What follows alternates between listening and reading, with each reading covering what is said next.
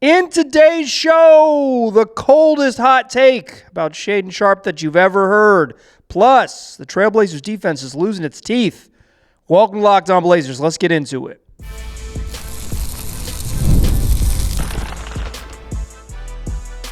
You are Locked On Trailblazers, your daily Portland Trailblazers podcast, part of the Locked On Podcast Network. Your team every day. What's up, world? It's past first point guard and Trailblazers reporter Mike Richmond. You're listening to another episode of Locked On Blazers, part of the Locked On Podcast Network, available wherever you get podcasts and also on YouTube. Thanks for making this show your first listen. Coming at you each and every weekday, Monday through Friday. So make it a part of your daily routine. Make it your first listen. Tell your friends to do the same. It's Locked On Blazers, your team every day. In today's program, I want to talk about Shaedon Sharpe. I've got an extremely cold hot take I want to share with you. I want to talk about the Trailblazers defense. They've lost their teeth a little bit. The thing that made them special has mostly evaporated or fallen out. And finally, I'll talk a little bit about Hansen's trip to the G-League. Played a couple G-League games. I watched one of them. I will share some brief thoughts on that as the Blazers gear up for a home back-to-back on Tuesday and Wednesday evening. Let's start with Shaedon Sharpe, though.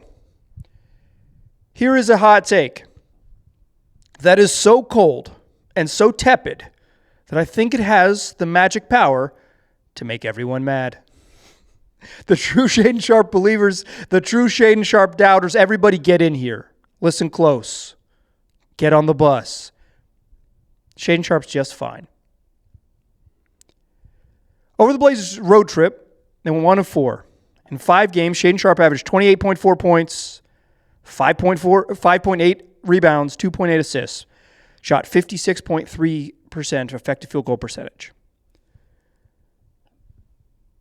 I know how it ended. I watched him go 12 of 32, and before I started this podcast this evening from an undisclosed location in an undisclosed part of the United States of America, I watched all 32 field goal attempts again.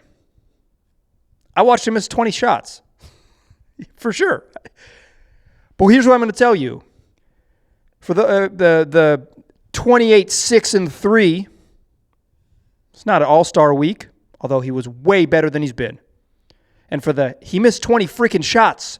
He took 32 attempts and scored 36 points. What are we doing here? He's going to be just fine. He's just fine. The coldest hot take you've ever heard.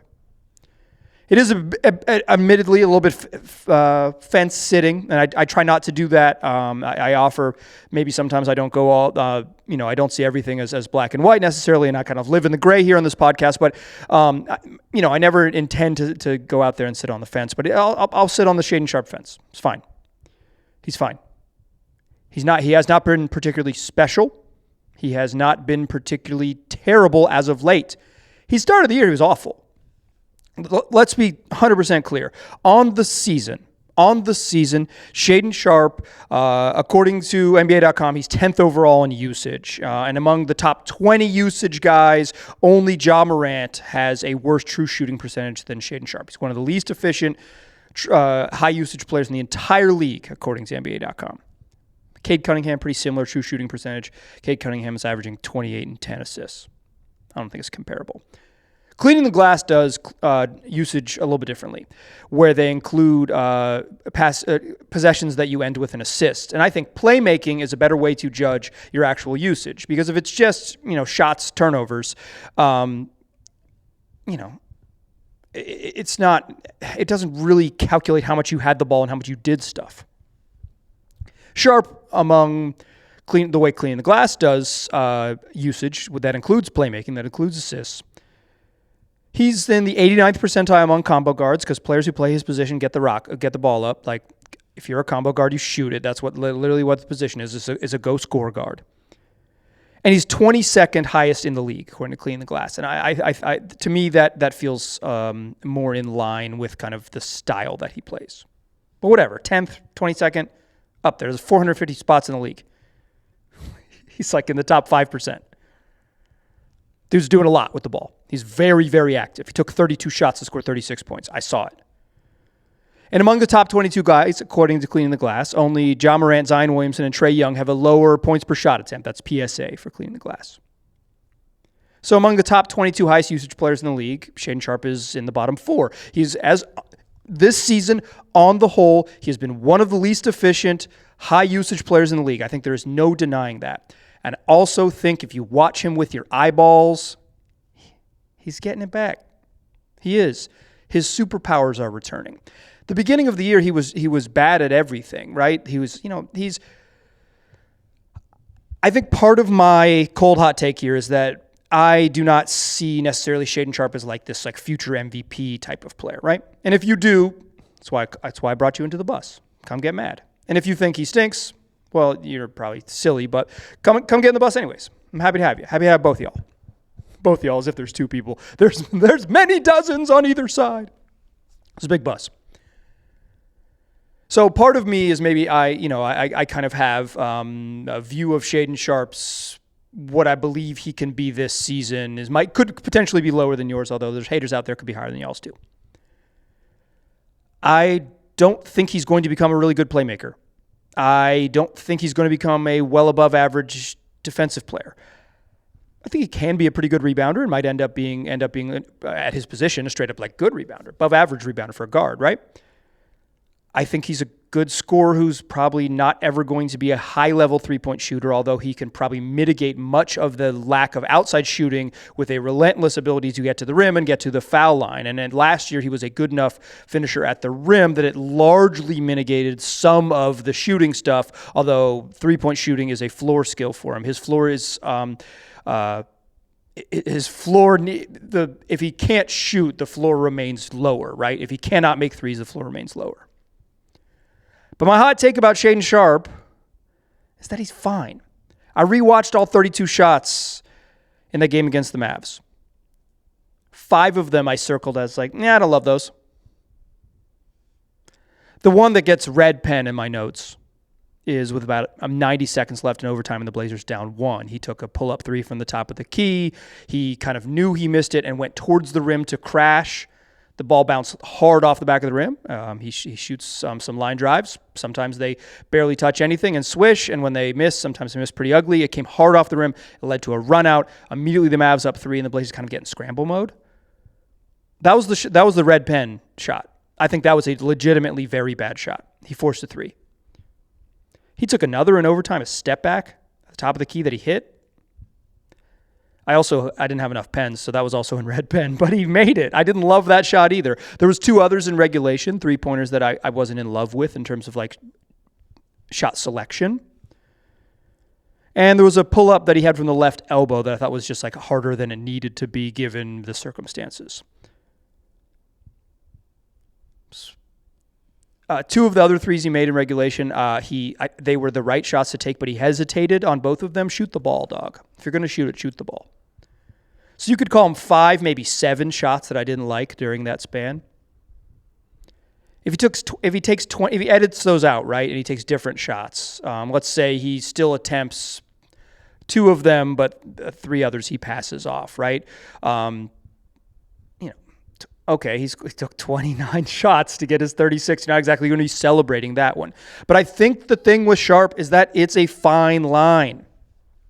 Because I don't view him as a guy who's going to be a big secondary player. I don't think the defense is going to be ever to a point where he still locks up on defense, so it's fine. And I don't see him, I think he's improved as a playmaker in each and every year of his career, and I think he's probably been a just straight up better playmaker over the last week than he's probably been at any point during his career.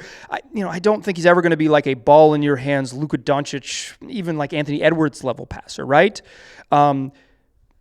His value is scoring. They need him to shoot. That's part of the equation here. In the fourth quarter, the Blazers went small. They took Donovan Clingan out of the game. They put Chris Murray in the game, and Chris Murray played about 6 minutes. He had a 6 trillion in the fourth quarter. No points, no rebounds, no assists, no blocks, no steals, no turnovers, no field goal attempts, no free throws. A 6 trillion. That's a 6 minutes and zeros in the box score. Somebody's got to shoot. Toumani can't create on his own. In fact, I think the adventures in Toumani Camara creating, particularly jumpers off the dribble, has been not good for him this year. Would you rather transfer some of Shaedon Sharpe's jump shots to Jeremy Grant? Do you remember what Jeremy Grant did last season? Do you recall? Or do you only remember the first 6 games of Jeremy Grant this year? Like, someone's got to shoot. Someone's got to shoot. Denny's already doing a ton, right? He's already pushing a usage like just shy of Shaedon Sharpe. Certainly, they could trade off a little bit, and Denny takes 3 more shots a game or whatever. But it's not like you can be like, Denny, shoot 12 more times. There is a diminishing returns on just like putting too much on someone's plate. Denny needs more help from someone like Sharpe, and Sharpe's value comes from shooting, and Sharpe's value comes from being aggressive. You want him going to the rim. You want him getting downhill. You want him looking for his offense. Early in the year, I thought he had some really brutal shot selection. This week, when he averaged 28 points, 6 boards, 3 assists on 56% effective field goal percentage, which is above the league average of 54.3. When he averaged 28 on above average shooting, he was fine. He's fine. Sharpe still struggles at the things he's not very good at. I'm not sure that he's ever going to get, that make major leaps as an outside shooter, as a defender, as a playmaker. But his superpowers have been back. The ability to get to the rim, the ability to absorb contact at the rim, the ability to draw free throws, the finishing above the rim with the leaping and the athleticism. He just looks like a better version of himself. The things that make him special have returned this week during admittedly a 1-4 road trip in a way that they had not early in the season. He's not fixed. He's not a perfect player. He's not on the way to an all-star game. What he is a guy who averaged 28 and 6 and 3 and is doing just fine. That's your coldest hot take. Let's talk about the Blazers' defense in the second segment. They were rolling at the beginning of the year. And I said that they had found their identity, established it very clearly for all of us to see. And now they've played 8 more games, and that identity might just be somewhere else. Let's talk about that in the second segment. First, though, I want to tell you about Rippling. If you're a business owner, here's the truth. SaaS promised to make work easier, but now the average company is buried by hundreds of apps that slow down your teams and simply don't work together. That's not SaaS. That's sad. Software as a disservice. That's why you need Rippling. Rippling is the unified platform for global HR, payroll, IT, and finance all in one place. They've helped millions of businesses replace a mess of disconnected tools with one system designed to give leaders clarity, speed, and control. So everything from onboarding to payroll to IT access runs automatically and perfectly in sync when you use Rippling. It's seriously simple to use and gives companies one source of truth for their people, for their data, and everything they touch. And right now you can get 6 months free when you go to rippling.com/LockedOnNBA. That's rippling.com/LockedOnNBA. That's rippling.com/LockedOnNBA for 6 months free. Today's program is also brought to you by PrizePicks. You make decisions every day, but on PrizePicks, you can get paid when those decisions are right. Don't miss the excitement of the PrizePicks season, whether you're following the NFL or the NBA or both. There's no better time to jump in on the action. So if you haven't tried it, PrizePicks is the simplest way to play. You just pick more or less on at least 2 player stats, and if you get those right, you win. It takes less than 60 seconds to make your lineup, and you can play anywhere PrizePicks operates, including California, Texas, Georgia. Those are large states, and Oregon. That's a large geographic state with a relatively small population, likely where you, dear listener, may live. Plus, PrizePicks has the new Stacks feature. It's a game changer. You can now pick more on Denny Avdia's points, more on Denny Avdia's three-pointers, more on Denny Avdia's assists, more on Denny Avdia's rebounds, all in the same lineup. Plus, if one of your players leaves the game early with an injury, the injury reboot saves your lineup from a loss. Download the PrizePicks app today. And use code LOCKEDONNBA. You'll get $50 off. You get $50 in lineups after you play your first $5 lineup. You don't even have to win. Just play your first $5 lineup and use that code LOCKEDONNBA for $50 in lineups after you play your first $5 lineup. PrizePicks. It's good to be right. All right. So, Man, here's the problem about doing this every day. Sometimes I say stuff, and then I end up wrong. No, I don't care about that. I think being wrong and doing this as often as I do and being honest about what I think is like part of the interesting part of this exercise, right? I don't fake the funk on here. I tell you what I think. I think Shaedon Sharpe's fine. It's hot. It's a hot take. He's fine. But after 5 games of the regular season, I made a whole thing in the way that I do with my emphasis and my rhythm and my whatever vibrato. So the Blazers have a clear identity. You know who they are. You know how they want to play. You know what they're going to do. And whether they're capable of doing it at a high level remains to be seen. But through 5 games, they were 3-2 at the time, it is incredibly obvious what they want to do and who they're going to be. And there's 77 games left, but at least we know who the Blazers are, and having an identity this early in the season is at least valuable. And guess what? That hasn't held up. Nah. It hasn't. It really hasn't. Oh, particularly on defense. The defense is slipping. Before we get into the defense, the offense has been good. Not excellent, but 13th, above average, mostly propped up by how good they are as an offensive rebounding team. They're not a good shooting team, but they're an elite second chance team. And because cleaning the glass has a split between points per play, which involves like any shot attempts, and points per possession, because you can get a rebound and keep the same possession alive. They're bottom 6 in the league in points per play because they shoot bricks, but they crash. They get extra possessions, and so they're 13th in points per possession because they work to get their points. Denny's been really good. Shaedon Sharpe's been fine, notably. Donovan Clingan remains an elite offensive rebounder. Toumani Camara, for his rest of his struggles on offense, good offensive rebounder. They crash. They're a crash team. They send guys to the glass. The offense has been fine. That identity hasn't changed too much. Play fast, get up threes, crash the offensive glass. The modern NBA, baby. That's what it looks like. It's come to Portland. They're pretty modern in the last couple of years, quite frankly. They've just leaned into maybe more of the extremes. But on defense, whoa, man. This is where your boy was incorrect. Okay. Through 5 games, Blazers were number 1 in the league in forcing turnovers. I did a whole show on their identity. They were number 1 in the league. But they were like a full standard deviation ahead of the number 2 team. They had an opponent turnover percentage of like 22%. League average was 15 and some change. The second best team in the league was 18 and some change. Like there's got a massive difference, right? So it was going to come back to them. A little bit, right? A little bit of regression, right? You expect they'll get closer to that second team, but more like an 18% opponent turnover percentage. But league ranking. It's just like how far out in front they were, right? But I expect them to be in the top 5 in the league all year long. Over the last 8 games, they're 24th in opponent turnover percentage.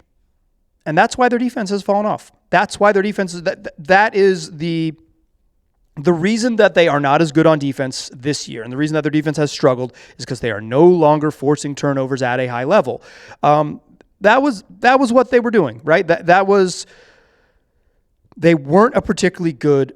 They're probably never going to be good enough on the defensive glass for that to be even like a neutral level strength, right? Probably not even neutral. But the reason that they're a below average defensive team, 22nd clean glass has them. The reason they're struggling there is because the sort of method to their madness it was that they were limiting shots, because when they do give up shots, they're getting killed on the offensive glass. And I just don't think they have the personnel to ever be a high-level rebounding team, defensive rebounding team. They're a good crash team. So it's just a different skill set, right? It's quite frankly different movements. One of is north-south crashing the glass. The other way sort of east-west keeping guys off the glass, right? It's just like it's probably straight up different muscles, much less like a different mentality. So they're always going to give up extra shots. They play fast. Teams have beat them in transition. I think the transition defense has struggled, although the numbers don't suggest it's dramatic a change from early in the season. But their half-court defense over the same 8-game stretch has not been very good. In the 20s, right? Bottom 10 in the league. Bottom third of the league in half-court defense. Because they stopped turning the ball over. And they're still fouling about the same rate.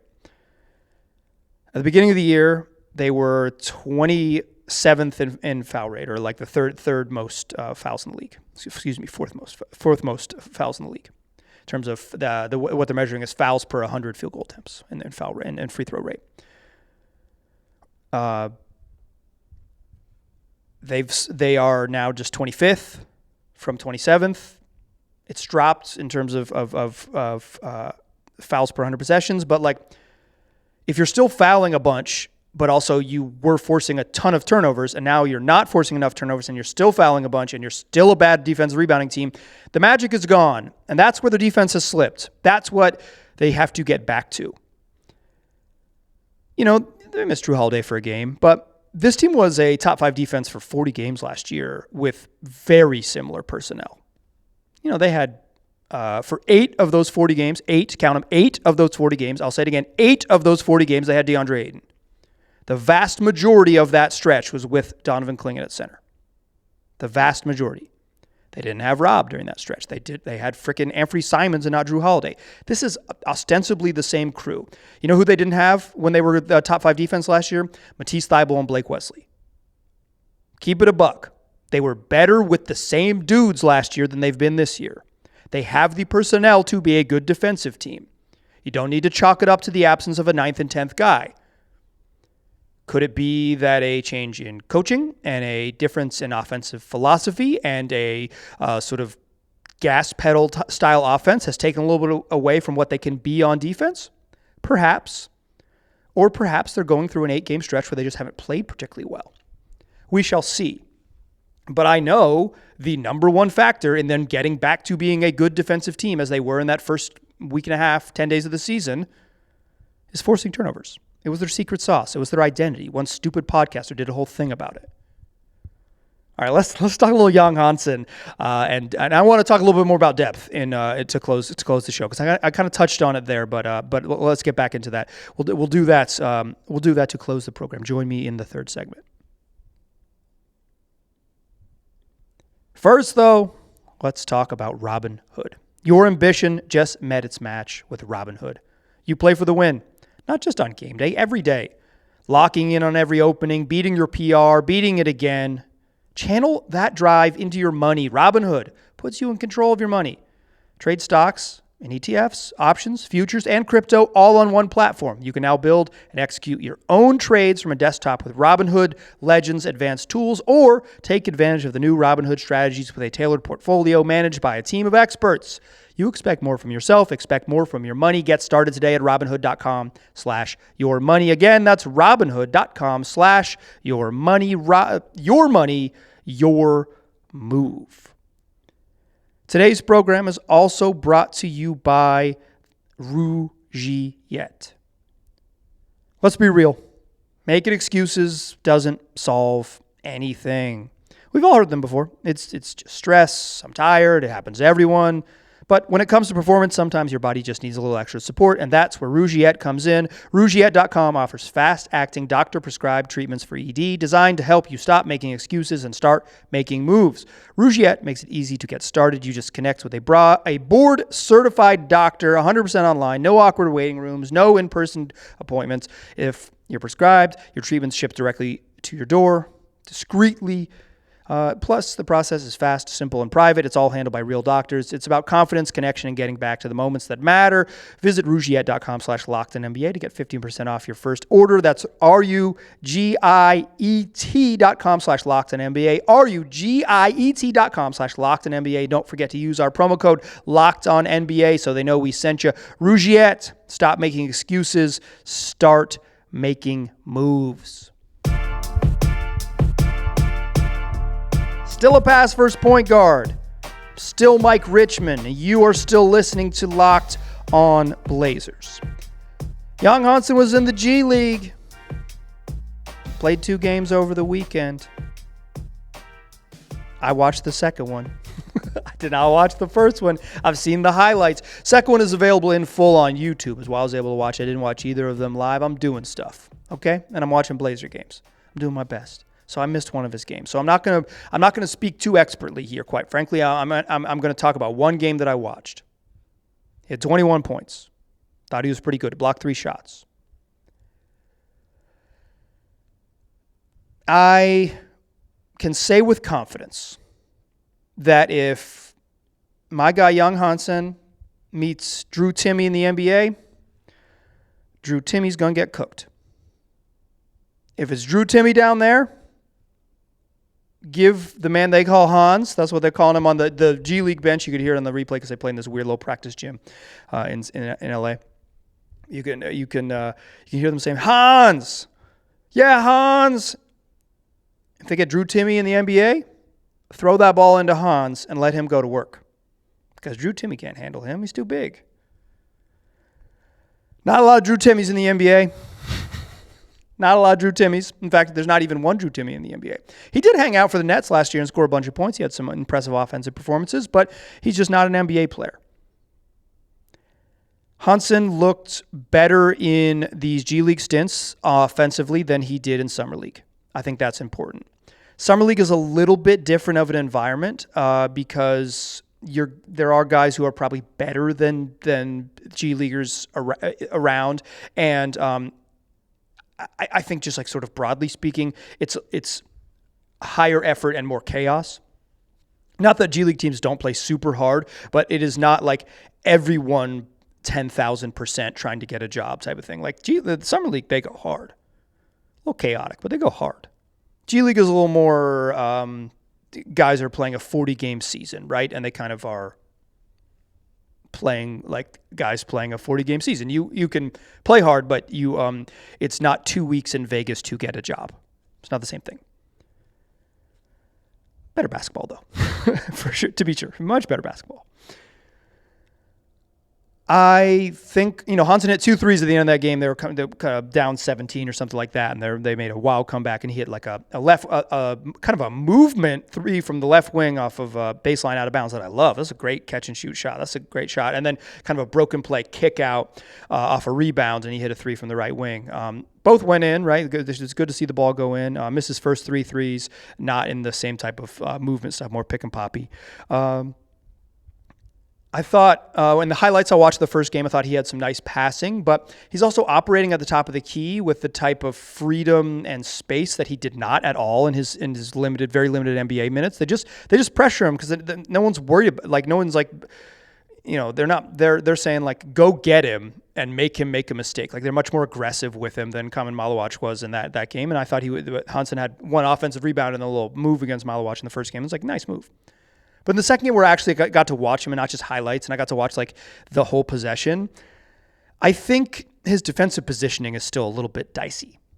And I don't mean like he's not blocking shots or whatever. I mean that when he's a help side defender, he's like a step too far off the ball. Like he's not coming over far enough, or he's too deep in the paint. And so he's just not impacting stuff, particularly as a weak side guy helping on pick and rolls. Like, I just don't think he has that like intuitive defensive instinct right now. I do think he is big enough that is the type of thing that defensive positioning is the type of thing you can teach. Like, for guys that are a little bit smaller, there's like a level of just like intuitive anticipation stuff on defense that you just have to like have. And you can, guys get better and like you recognize patterns and you can improve on defense. I'm not saying you can't get any better on defense.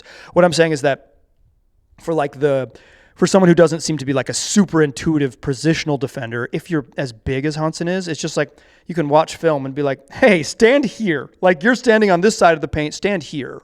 And like, and getting that feel. And then it's just like, you take up so much space, it's easier to get away with. I thought his defensive positioning against the South Bay Lakers was not ideal. Like, I just thought that looked like a weakness for him. In general, I thought he played well, and I thought he played well against lower competition and lower level competition. I think that's important. I don't think that was enough to say, like, yes, get him in the game. Like, I'll say it again. If the Blazers were not a team that was interested in playing postseason basketball, and I think despite all their warts, they have a very, very clear path to making the West play in. The bottom of the West, there's some dumpster teams. Sacramento is a dumpster team. Memphis is a dumpster team. Phoenix is better than I thought they would be, but like there's some trash out there. Jazz have a bunch of wins, but they also have a protected pick. You know they're going to lose. That is a shameless losing team. They're after it. Like, I just think there's too many bad teams in the West. Blazers are going to make the play-in. I feel in November, the middle of November, I feel good about that prediction. I'll be wrong. I'm happy to be wrong. I don't think, but on a team that wants to be in the postseason, I don't think Hansen needs to play. Like, I don't think it's like vital. If they were a developmental team offering developmental minutes, I would be like, yeah, play him, get him in the game. What are we doing? But as a team that doesn't have that aspiration or has aspirations higher than just like playing young guys developmental minutes, I think it's fine that Hansen doesn't play. And I just don't think he's going to play even when he comes back. And he is coming back. He's been recalled from the G-League. He will be on the bench for the Tuesday night game against the Suns. The Blazers then play the Bulls on Wednesday. They haven't announced it yet, and Tiago Splitter is really, really, really, really tight-lipped or coy or just not interested in sharing information about injuries. What we have learned from Tiago Splitter is that Scoot Henderson, he told the assembled media in New Orleans this before the Pelicans game, is like Scoot Henderson is doing some on-court work, but not much. Like, he's just not very close to returning. He didn't say much, but it's like Scoot wasn't on the first part of the road trip, as reported here by me reading the box score when it said not with team. But I don't think Hansen's going to play. He's not going to play Tuesday because they'll have their full complement. He's not going to play Wednesday and I don't think Rob Williams is going to play. But I'm like, you don't need, this is just an educated guess, but like, let me educate you. Look at how they play the minutes. They go small a ton. And they're going to play Duop Reith in those minutes, and they're going to go small a ton. I do not think we will see Hansen make a cameo on Wednesday, although he will be necessary foul trouble type of backup big if they need it. But they're going to play small. The Suns play Oso Ighodaro at center a bunch. They're going to play small. You've seen them do it. Like, Duop didn't play the last game. You've seen them do it. You know what they're going to do.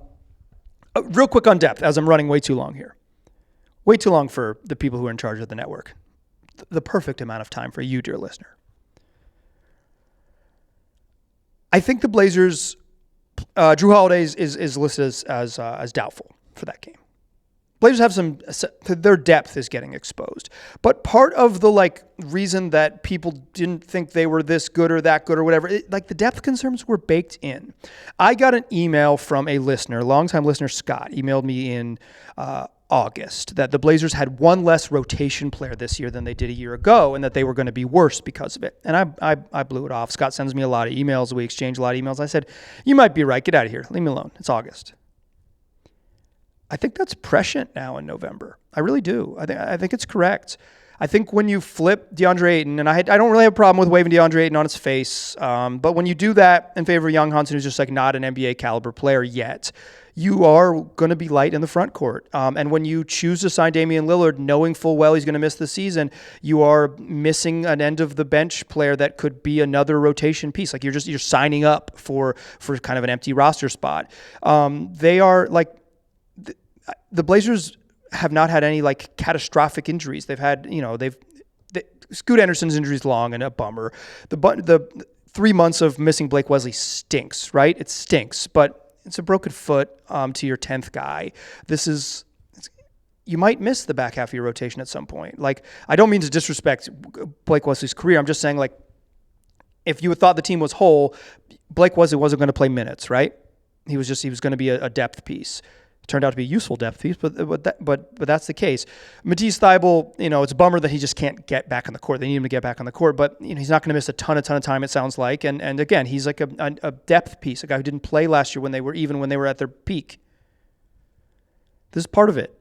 And I think their depth is getting exposed a little bit, but I also think having some injuries during the NBA season is baked in. This is the math, right? And this is part of being a good team is that you only play 9 or 10 guys every night, but you probably need 13 that can rotate into that 9 or 10 range to be competitive. And I think what we'll see with the Blazers this week as they embark on a stretch of 5 games in 7 days is how much can that depth step up? Can they get a little more from, C.J. Sissoko's been okay, but he looks like a two-way player when he plays. Can they get a little more from Chris Murray? Can they get a little more from Sissoko? Can they get a little more from Rupert? Can they get a little more? It's this is the test of every NBA team that you go through. And I think while the Blazers have had some, injuries suck, they're a bummer. their main guys, other than now Drew, have mostly been available. And this is the test of an NBA team. Can you make it happen? Now they got 2 back-to-back games, Phoenix and Chicago, as a reminder, to see what they can be, if their depth can kind of step up and pull them back into where they want to be in that 500 and above kind of punchers zone where they've been competitive but flawed. As a reminder, your boy going to be traveling on Tuesday. So the Wednesday's program may be a bit delayed. The game is happening very late at night, 8 p.m. tip-off. It'll tip off at like 8:10, 8:15 in Portland. So it's going to, still be going on 11 p.m. I will probably be back to see the end of it, I think. Let me knock on some wood. But Wednesday's program may be delayed just because I'm traveling, and I don't know how that's going to go. But I'm still going to do 5 this week. That's what we do. Wherever you get podcasts, also on YouTube. I appreciate you listening, and I will talk to you soon.